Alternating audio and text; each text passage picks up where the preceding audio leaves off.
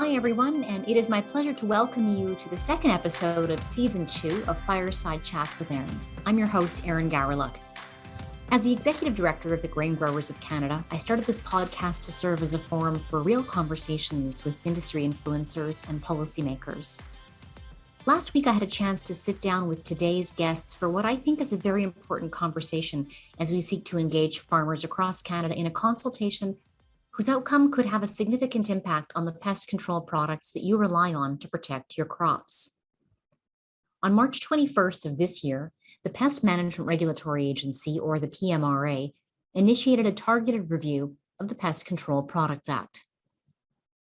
PMRA is currently advancing a transformation agenda that includes a number of program changes intended to further strengthen human health and environmental protection through the modernization of business processes for the review of pesticides, improve transparency and public access to information and data across the regulatory pesticide processes, and increase the use of comprehensive real-world data on water monitoring, crop production, and pesticide use, as well as independent scientific advice. So, what does all of this mean?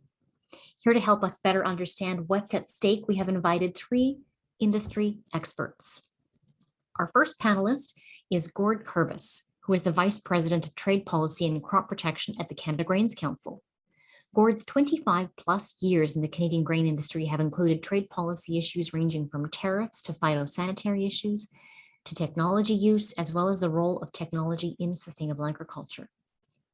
Gord has also participated in senior roles at government and industry trade forums associated with the Asia-Pacific Economic Cooperation, APEC, Codex, the World Trade Organization, Food and Agriculture Organization, and the International Plant Protection Convention, as well as technology and market access focused roles at the International Grain Trade Coalition, the Global Pulse Federation, and the International Agri-Food Network.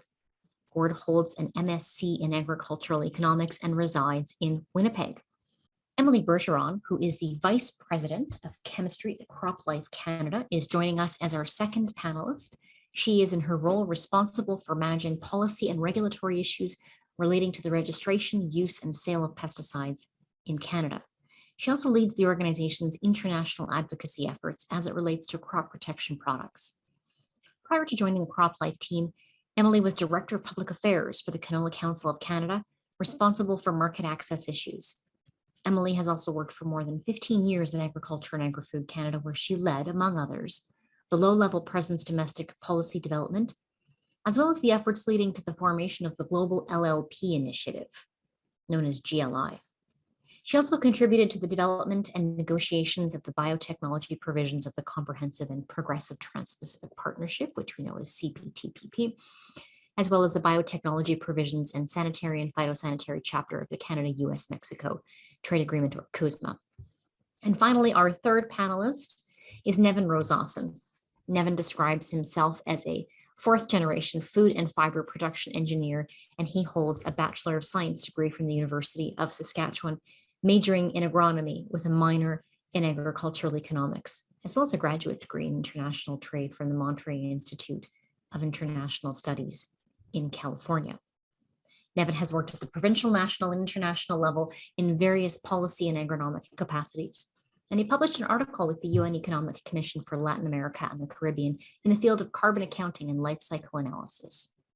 He currently works with the Alberta Pulse Growers as the Sustainability and Government Relations Lead, and continues to farm with his family in East Central Saskatchewan on a Century farm.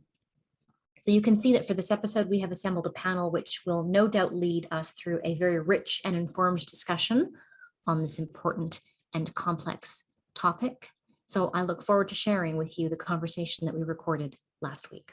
And I want to start with you, Gord, and then we'll move on to you, Émilie. Maybe help us kind of situate ourselves in this conversation, set the stage for our listeners, if you will, because many of them may be hearing about this for the very first time.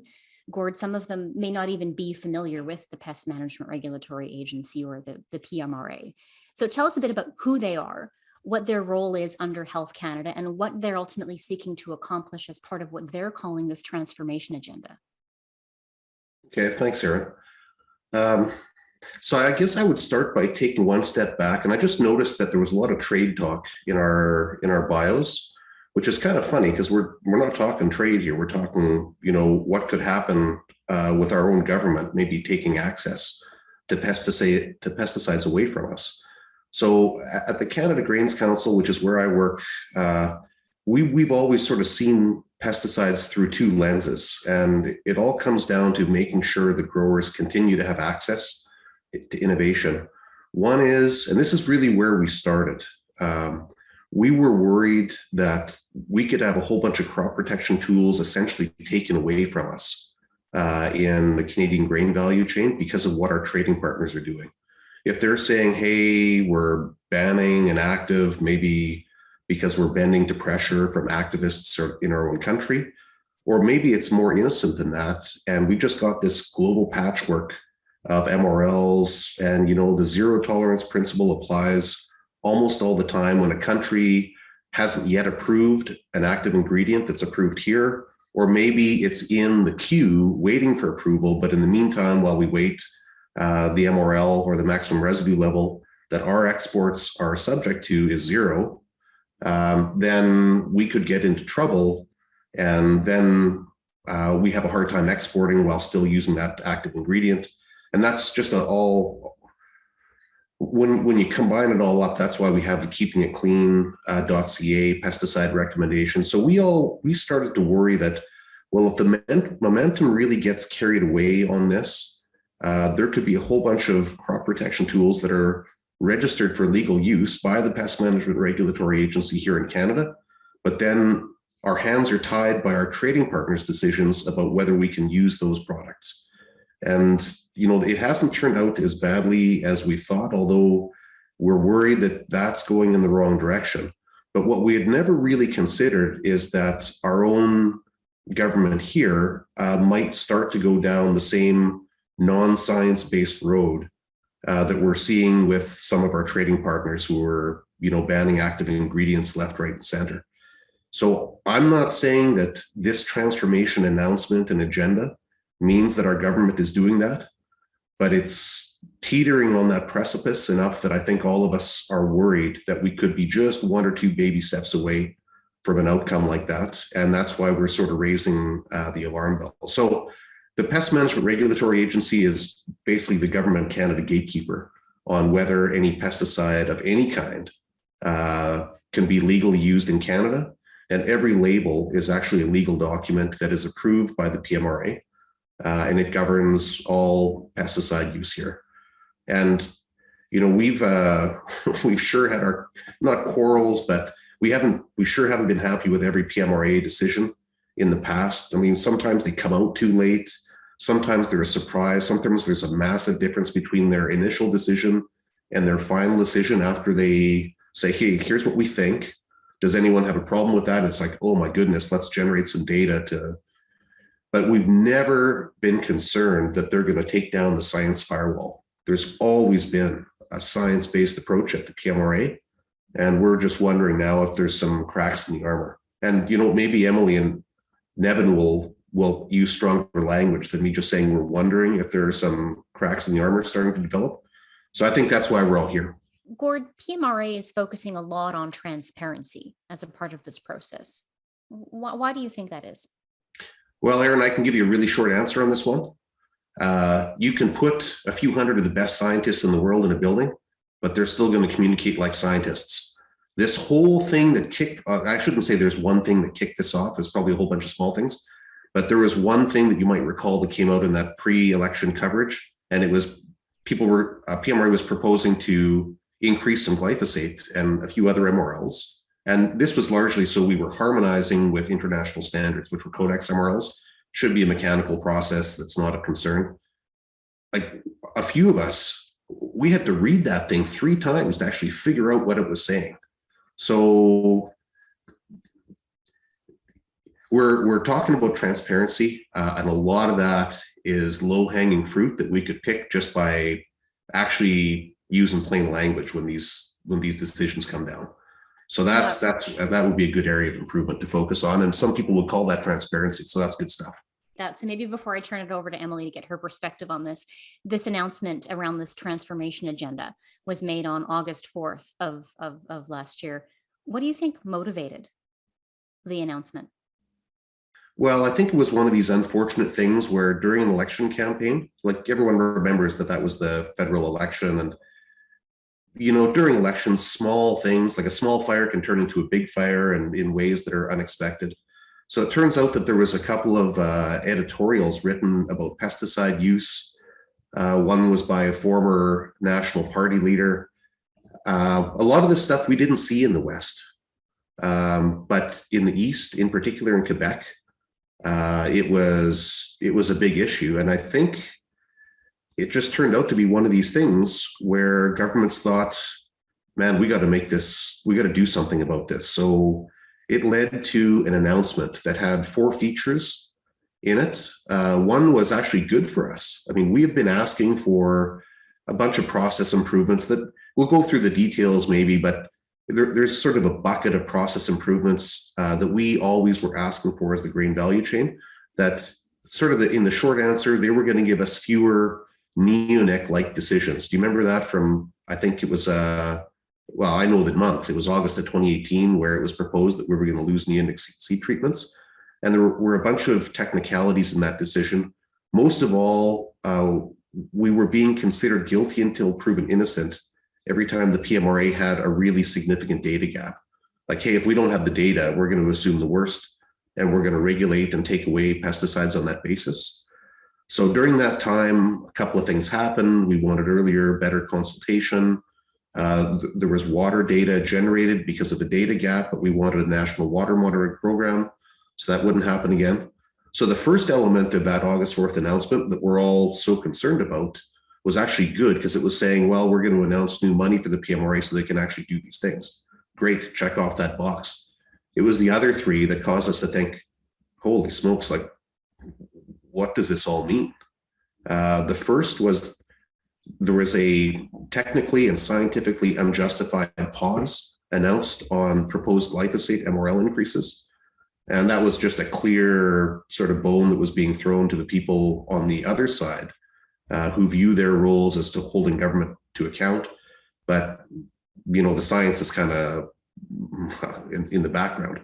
The second was there was going to be the creation of a new scientific advisory committee to get external experts to check up on the PMRA science.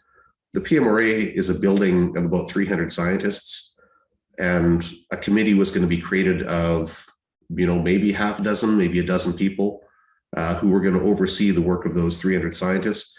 This has worked in other jurisdictions, but it kind of smacks of, is that really the motivation?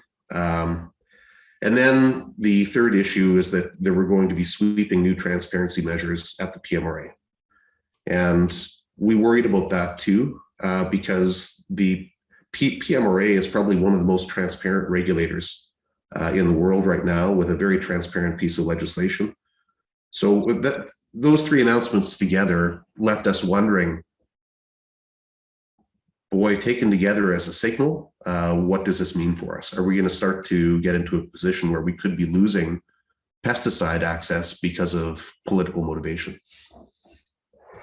Thanks for outlining that for us, Gord. I want to start to unpack some of what you've just talked about, bringing you into the conversation, Émilie.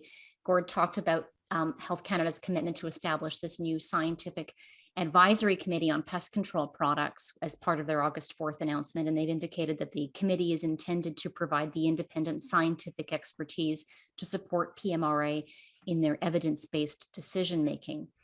Having said that, though, the current mandate of the Science Advisory Committee seems very broad, reaching in some instances beyond scientific questions. Can you speak to the role of this committee and why it was established, and what, if any, concerns CropLife has about the committee's mandate? Yeah, absolutely. As Gordon, you just said, it was one of the things from the August 4th announcement, so like the creation of this committee. The idea of PMRA asking the assistance of an expert group to advise on scientific matter is not new. The Pest Control Product Act, the law that governs PMRA, provides that option already, and PMRA use expert panel in the past. But what is different, though, with this committee and very concerning with the Scientific Advisory Group is the fact that, as you said, Erin, the terms of reference are very broad and include topics that go way beyond scientific matters. For example, the PMRA has told us that the first thing that this advisory group is going to discuss are MRLs. And we all know, and let's be very clear, there's no scientific uncertainty about MRLs. There's no scientific uncertainty about how they are set. And there's no scientific uncertainty about MRL processes that the PMRA use, which is based on international standards and a very long process that they've been using. So this creates for us a lot of concern in terms of, is this committee really about science as they're saying it's supposed to be, or is it more about policy, which is a very different committee and could cause a lot of uncertainties for our sector. In addition, we're concerned about how consulting this group would impact PMRA's ability to make timely decisions. Where does it fit in the process? How long does it take to consult this committee? How long does it take to PMRA to have to review the recommendation? Like, all of that will add up to the already very long decision-making process. And we know how it is important for our producers in our sector to have timely decision-making on pesticide. Our producer needs access to innovative tools, in a timely manner to be able to continue to be sustainable, but also to compete with other competitors around the world, the US, Brazilian, Argentinian, who have access to these tools, and maybe faster now with this committee. So we're really unsure about that. We're also wondering, this committee came about as a way to help the PMRA to increase public trust. But we're unsure. We see some concerns there as to how is it going to go, or how is it going to improve public trust if the PMRA doesn't follow the recommendation of the group? How is that, if they don't do it once, maybe if they don't do it twice, how in general is it going to increase public trust? So we're quite concerned about that. As we all know, when we've talked about, and Gord raised it, this August 4th announcement was more about risk communication than needing additional processes in the PMRA to improve transparency. It was all about a misunderstanding about MRLs and where they're coming from, but we didn't need that committee to help the PMRA to set MRLs. What we needed at the time is better risk communication. Now with this group, what we see in general is additional uncertainties rather than a process that might have been useful for the PMRA in terms of getting scientific advice. So at this point in time, I think the committee hasn't been formed yet. The PMRA are still looking at the names that they've received as part of the nomination process that closed back in the spring. So we'll see, but from our point of view here at CropLife, we see more uncertainties than benefit from that committee. Thanks, Émilie and Gord. I think it was a good segue to my next question for you, Gord. I wonder if the committee's mandate, or their first priority being the maximum residue limits, has to do with the controversy around the proposed changes to the MRLs for glyphosate that were announced just prior to the August 4th decision to proceed with this consultation, and the government's attempt to address that controversy through this committee. Gord, I don't know if you want to comment on that. And on my next question around, there has been increasing pressure from activists, environmental and other NGOs who have been calling for greater transparency into the PMRA's approval process. And we saw a lot of that through the announcement with respect to the proposed changes to the MRLs on glyphosate. Do you think that the transparency measures being proposed, like the establishment of the committee that Émilie's been talking about, are going to convince the naysayers, the activists, or at least reduce the pressure? Yeah, so Erin, I don't think that it's going to reduce the pressure. From what we can see in having some experience with the NGO folks, I think that they're only going to be satisfied if and when pesticide use is vastly curtailed in Canada. And the architects of the announcement, who might at an earlier time have thought, hey, well, we'll just do a few things and improve transparency, and that'll quiet everything down. I think that there's going to be, or there's at least a serious risk of an unintended consequence, where it takes that small fire and it pours a whole bunch of gasoline on it, and then maybe tomorrow's elected officials face pressure from urban constituents to do something about pesticides that they just can't ignore. They may say, hey, you know what, we know what the right thing is to do, i.e. keep up the scientific firewall on pesticide regulation, but we don't know how to stay elected after we do it. And it's that kind of pressure that I worry about. And I think that fuel and a lot of it could be added to the fire that could result in even more pressure on elected officials in the future. So if we were having this kind of chat over a beer, I'd have a lot more to say about that. But that's sort of my guts on, the politics and transparency measures. That's our other podcast. That's Beers with Brandon. So maybe okay, that's great. Maybe when the consultation's over, you can have a beer with Brandon. We'll record that conversation, and it will be a slightly more candid conversation.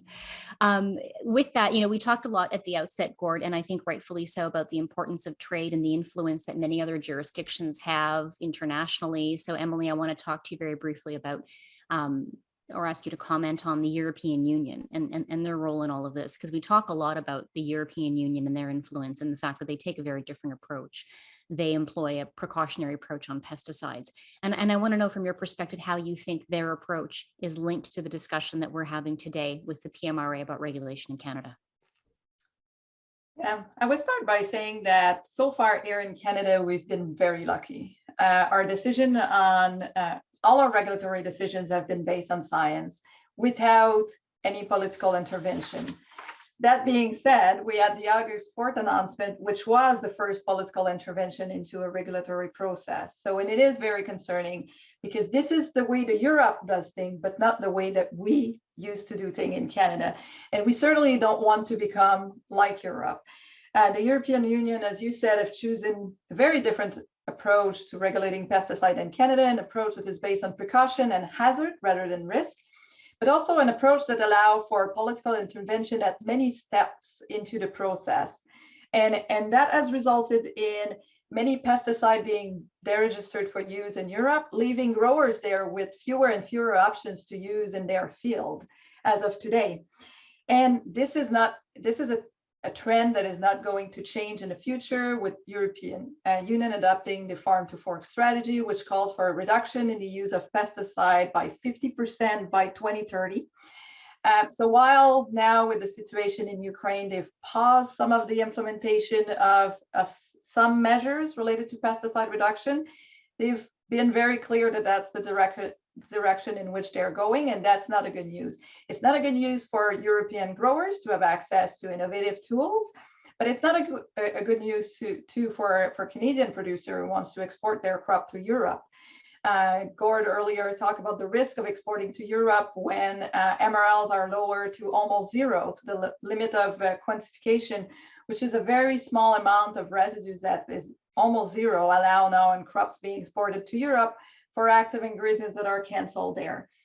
So we certainly don't want to see that happening in Canada. We want to make sure that our systems remain science-based and that our decision-making remain totally exempt of political intervention.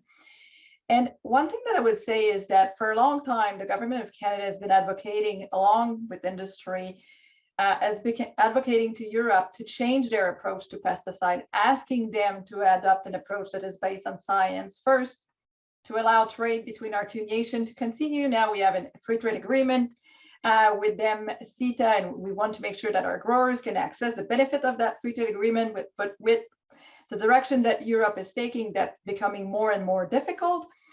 But how is it possible today for the government of Canada to advocate to Europe the need for a science-based regulatory system on pesticides, while here in Canada we have an unjustified pause on MRL increases since August 4? So this is why it's very important for a sector to align and make sure that we're asking this government to remove that unjustified pause on MRL, so that the government now feel free to continue to advocate to Europe, but we can add other countries into that, China, for example, to adopt more science-based approach to pesticide. It's really hard for a government to walk the way when your house is not in order. I agree. Thanks for that perspective, Émilie. Nevin, I want to bring you into the conversation now, just based on some of what Émilie has said. I think it's really important that we get your perspective here, because not only do you represent farmers in your role with Alberta Pulse Growers, you are actively engaged in the family farm in Saskatchewan. So, as Émilie was saying, PMRA has to date had a strong reputation as a science-based regulator around the world. How would you respond to the concerns that while PMRA remains science-based today, as Canadians and as Canadian farmers, we might be at the very early stages of going down a path that's similar to the EU? What does that mean for Canadian farmers if that is in fact the case? Yeah, excellent question, Erin, and thank you first and foremost for the invitation and a chance to spend some time alongside these esteemed panelists. So in your question in regards to Canada going down the same path as the European Union, well, this is very concerning. And certainly, Émilie's already raised the point that the EU has shifted from a risk-based approach to a hazard-based approach. So the best way I can give an example of this is that lightning absolutely poses a risk if you are out enjoying a game of golf while an electrical storm is approaching. However, the hazard of being struck by lightning if you're inside and indoors is very, very low. So with the EU and their precautionary principle, it really is as Gord had mentioned, a guilty until proven innocent. And this goes hand in hand with their policies as well in regards to a 50% reduction in the use of pesticides. Is this a science-based approach to regulating agriculture, or is this target arbitrary without evidence and good data? So I want to say first and foremost to the farmers listening that farmers need to make sure that they do not fear the regulator. A strong regulator will ensure we have trust with our trading partners, as we mentioned, trust with our consumers, whether they be foreign or domestic, and also trust of our citizens, those who frequent parks, waterways for recreation, etc. And safe, healthy, quality food, animal feed, fiber, and fuel is the ultimate goal of this regulator while protecting human and ecological health. So in the case of the EU, we have an imprint of a perception of what agriculture should be in their own domestic union, obviously having input and interference from social and, as you mentioned, NGOs. However, this in effect requires all EU trading partners to implement their own zero tolerance hazard-based policies.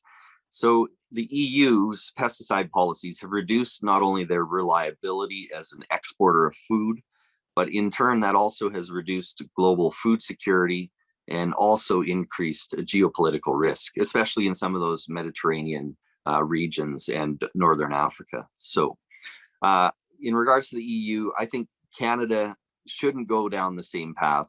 Canada should remain a breadbasket of the world, given our absolute advantage in arable land and ability to grow millions of tons of safe, high quality and nutritious food.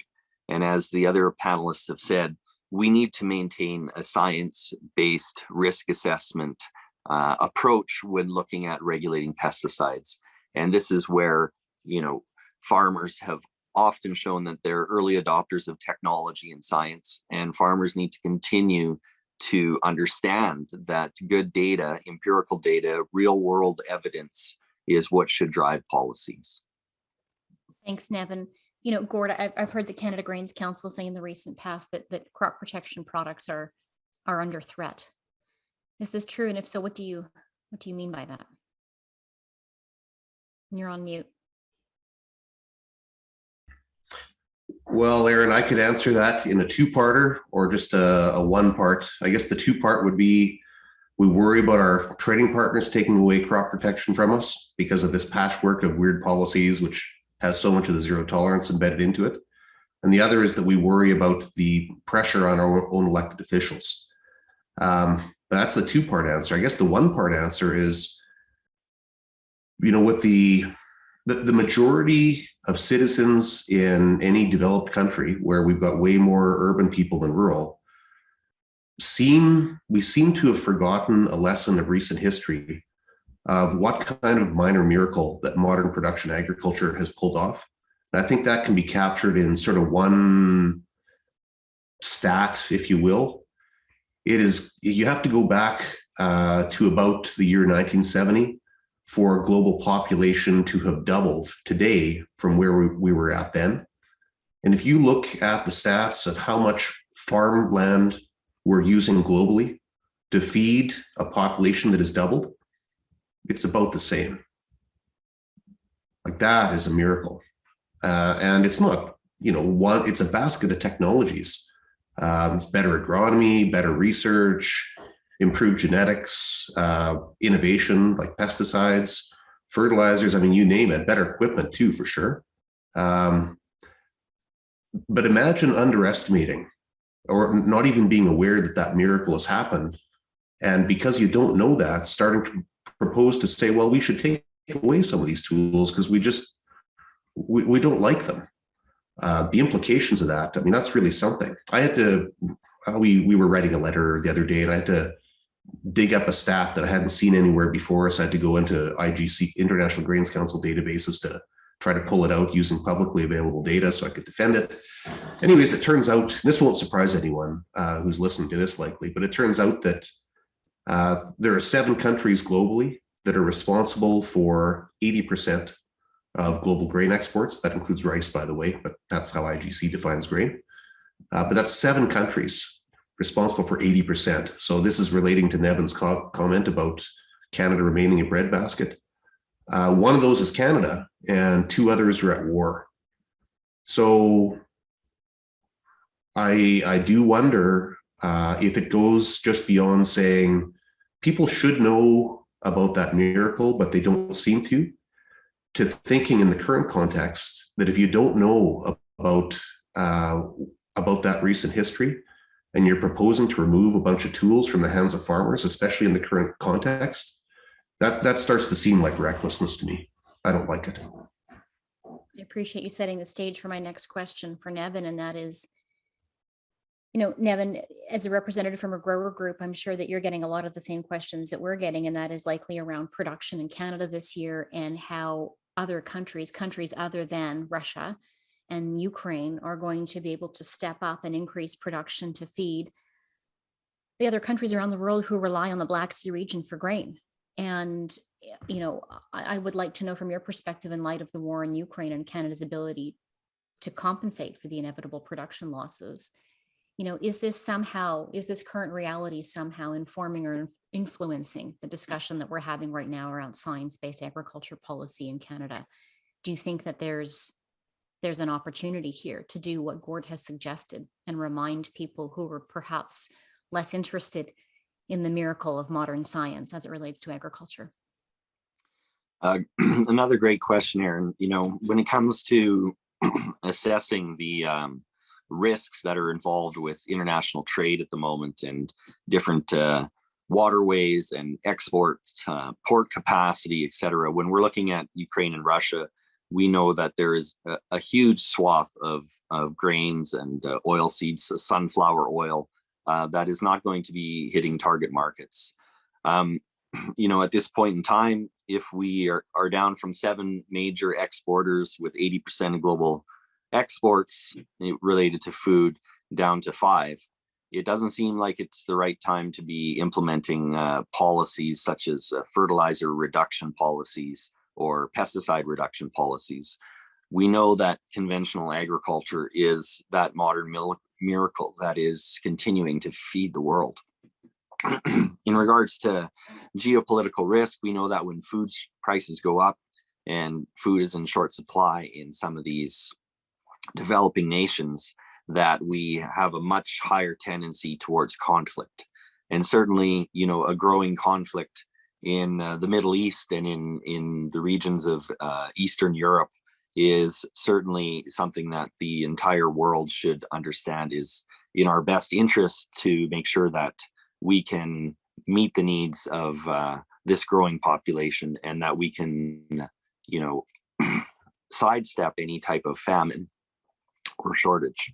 What I will say in regards to, the current conflict in Ukraine and Russia, as well as certain countries that are limiting exports, whether it's Malaysia with palm oil or, other countries with fertilizer, right now is the time for these large exporters to step up to make sure that we don't go from a 10-day supply of grains down to only a day or two. So with ending stocks as tight as they are, we see the pressure on global commodity prices. It's almost record prices, 100-year records for the crops that are grown here across the country. So certainly farmers are trying to step up. They're trying to get into the fields. We've had all sorts of weather changes and patterns. We now have gone from a severe drought in Manitoba to unparalleled flooding going back almost 20 years. So certainly right now, the international trading community should be mostly concerned about how we can make up shortfalls in certain countries, including that of Russia and Ukraine. So to I guess sum it up, we're going to be 2 days away from running out of food across the world until the harvest comes off in the Northern Hemisphere. We've had all sorts of weather challenges all around the world, and certainly, the policies that are being implemented are going to put even more pressure to reduce yields and reduce crop consistency, etc., that is demanded around the world. And I certainly think that we should be watching these changes with the PMRA modernization very closely as the ag community. Thank you, Nevin. Appreciate that. Shifting gears now, Émilie, Gord had mentioned at the top that there are 2 buckets of PMRA changes that are coming, and we've talked, I think, at length about the first one around transparency, but I don't want to neglect the other one around program renewal. We focused on transparency, but I gather the second is probably pretty important as well. I wonder if you can tell us the difference between the 2. Absolutely. Program renewal is something that we've been asking for and advocating for the past 6-7 years as an agriculture sector. We've been asking for improvement to the reevaluation process for as long as I joined the industry, I think. And this is our chance to get it. As we said earlier, the PMRA got some money after the August 4th announcement, funding that we have been asking for to help them support the changes that they need to do through program renewal. Now they've got 42 million over 3 years. So we absolutely need to be there to support them to use that money for what the sector really needs, its improvement to the reevaluation process. While the details of program renewal still need to be worked on and consulted on, we are of the view that what the PMRA is proposing has the potential to deliver great benefit for the sector. So just in summary, what is program renewal? It's about improving the process to make the system more predictable and efficient, something that is very important, knowing how many reevaluation will come to the system in the next few years. It's also designed to bring more transparency in the decision-making process. And this is where program renewal and transparency initiatives are both looking for the same objectives. As through program renewal, the PMRA will add earlier and ongoing engagement with the sector along the entire review process of the active ingredient. And this engagement is key to ensure that the PMRA has all the information they need to inform their risk assessment, in particular before they make or release publicly their initial decision. There's a 2-step process in the PMRA where they release a proposed decision, then they consult on, and then release their final decision. And as Gord mentioned earlier, we've seen in the past the impact on public trust when the PMRA completely changed its decision from the initial stage to the final stage. We've seen in the past very conservative initial decision or proposed decisions, as we call them, based on modeling that is using more precaution because of a lack of data. Then they release it, consult with the public, including stakeholders who were able to bring additional information. And then the PMRA completely changed the decision at the final stage. And even though that's a total realistic, when we talk about our scientific process to change, if you receive more data, you assess them, and then it makes your decision be different, it's really hard to explain that to the public.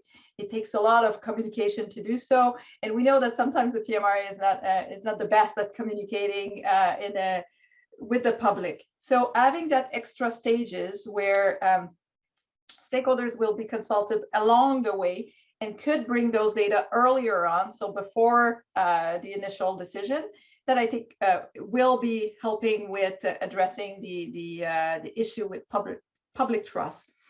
It is very important for our sector to emphasize to the PMRA transformation team our program renewal and the work that they're doing on water monitoring should be prioritized as part of their full agenda.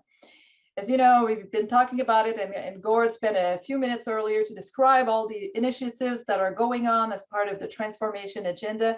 If there is something that our sector could say there is a great benefit coming out of it for us as agricultural sector and for the PMRA, is through these two initiatives, which is program renewal and water monitoring. In addition to that, it's also to deliver greater transparency in general, which is the objective, I think, of the transformation agenda, making the public more informed and having more chances to submit additional comment to the PMRA on their decision making.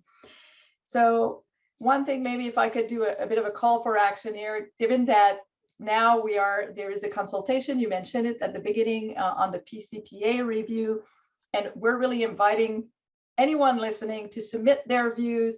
But one thing that we shall all be asking for, it's really about prioritizing the work under program renewal and water monitoring, because we know as a sector, and we've been asking the PMRA to do it for a long time, that will deliver great benefit for our sector in terms of more timely decision, less conservative decision, better informed decision, but also for the PMRA in terms of resource efficiencies. So this is something that is a win-win scenario, and I think there's a great deal that we can do in directing the work of the transformation toward delivering something that will be a win-win across the board. Gord, did you want to weigh in on this in terms of the proposed changes for the program renewal piece, in terms of what you think one of the greatest priorities would be with this program, and maybe in particular comment on your perspective on the water monitoring data? Just to say, I completely agree with Emily. Let's get this bucket of changes that we call program renewal, which is the process improvements to reevaluations. Let's get that.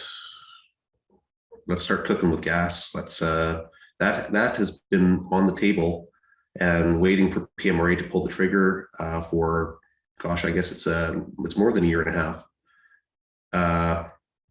And in depending on which, various what we heard document, consultation, et cetera, came out when, but it's ready to go. It's shelf ready, and we should be doing it now. One part of that, by the way, which does need some more work, which is a little bit less shelf ready, but it's shelf ready as a pilot, is a national water monitoring program. And we should get cooking with that as well. Nevin has a lot of expertise in that, as do a lot of other people in the value chain. And there's a working group at PMRA right now taking a look at that. But it would be great for the regulator to have that data, because the more they have that data, the more crop protection tools remain in farmers' hands.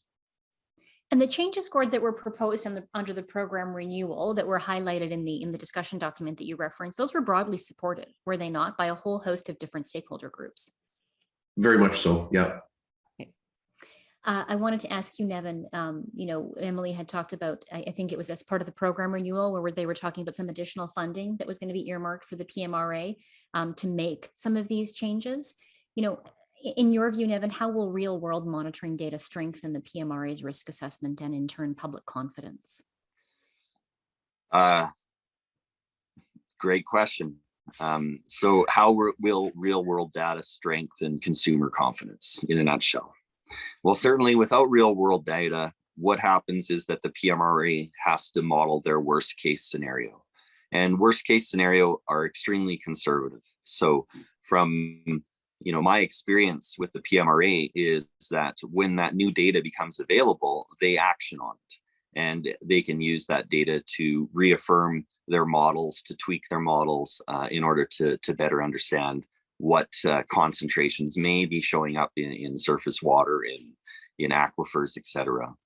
And certainly, as farmers and other industry analysts know, all models are wrong and some are useful. And so what we need to do is to validate some of the models that are being used by the PMRA by looking at real world data. So again, I want to emphasize that Canadian farmers should understand that a strong PMRA is a good PMRA. And certainly I am very optimistic that, this large chunk of funding put towards a national monitoring program will generate good data. However, that being said, farmers will need to continue to engage with the PMRA and share their current production practices with their staff. Farmers need to tell them how we actually use these tools, and also how do farmers perform field level risk assessments in determining whether to spray or not to spray, for instance. I think that the ag industry needs to continue to be open and transparent, including submitting their own pesticide use history. The PMRA needs this data to validate whether or not a pesticide was used adjacent to a wetland or a water body. Otherwise, all they have is a crop type. And even getting that information at the granular level is very difficult. So I want to reemphasize that farmers out there, you need to understand that you are still one of the most trusted professions in the world.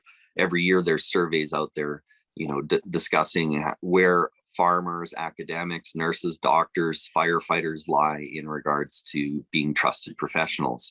So farmers being at the top, it is imperative to share our stewardship practices and to tell our sustainability story. So the audience out there is not only our urban cousins, it includes the regulators, policymakers, and parliamentarians. So when we talk about PMRA renewal, and specifically with the water monitoring, pilots, as well as, a national water monitoring program, this will not happen without participation of farmers. And getting their pesticide use data is difficult, but without that use data adjacent to wetlands or tributaries that we're monitoring, we don't have proven use. And without that, we can't have real good, solid, real world data. So to farmers out there, don't fear the PMRA, engage with the PMRA. You need to trust that by providing your data, whether it's pesticide use history, application date, wind directions, nozzle type, all of this informs their risk assessment. And without it, we will be looking at modeling worst case scenarios in a theoretical arena, so to speak. So just want farmers out there who are listening today to understand that, a strong PMRA is a good PMRA. It'll help build our trust, not only with our domestic consumers and our foreign importers, but also with our citizens here at home, so that they can understand how we use these pesticides, when we might use these pesticides, and how we're taking other steps such as vegetative filter strips, spray buffers, etc., to make sure that we can mitigate and reduce any type of pesticide runoff into waterways. Well said, Nevin. Thank you. And thanks for raising the idea of farmer engagement. Certainly as it relates to this consultation in particular, we're going to have more information at the end of our conversation before you go about how farmers across the country can get directly involved in this consultation and share your perspective on this. So stay tuned for more on that. Gord, anything to add before I ask Nevin to close the conversation? Anything more to add on what Nevin has just said? Yeah, I would just build on that. I think Nevin is exactly right, saying a strong PMRA is a good PMRA, and I would just I would sort of challenge us to think of that in two ways. One is if you left the 300 odd scientists at PMRA alone to do their work, and that work can be enhanced with water monitoring data and these process improvements. No question, they would remain 100% science-based, I think. And that science firewall would be left in perfect form, and that would be fine. But then I would ask us to think in one other way, and I would call it the conference call. Okay, so PMRA will be advised whether that science firewall gets to stay at 100%, or whether there's been sufficient pressure on elected officials. I mean, we live in a democracy after all, that those democratic choices could be made and those could filter back. And then that conference call happens between elected officials and the PMRA. And it says, we're compromising that science firewall because that's what the people want. That's maybe a kind of a black and white way to say it, but that's in my mind how I reconcile the interest of the scientists at PMRA to continue the science, at the same time that we face a bunch of risk as a sector. And in particular, these transparency measures and these other measures that we've discussed today, that could, if those aren't done really, really carefully, that could increase rather than decrease the pressure on future elected officials, which is what their intent is.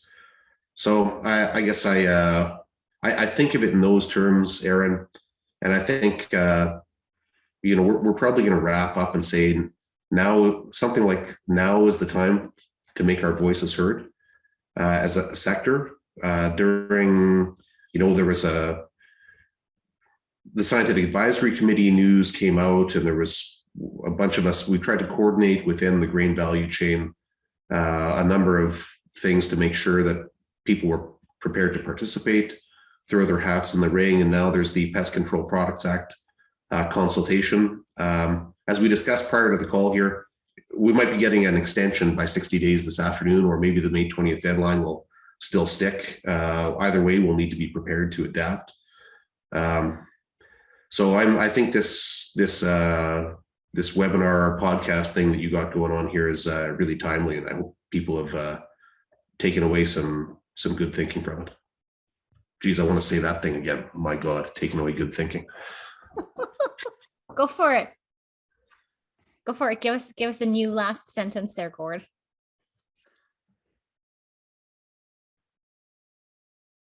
What I hope people take away from this chat today is that we're not in danger territory at this very moment with a point of no return, but we need to be looking at this one really, really carefully. And please consider now as the time to make all our voices heard as the grain value chain.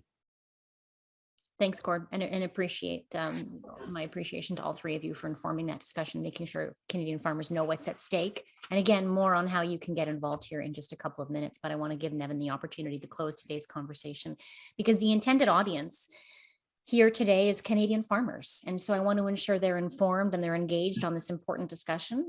Reflecting on our conversation today, Nevin, what concerns you most about the impact that this review could have on Canadian farmers? And we'll try and close on a positive note. What additional benefits, in your view, could come from this process?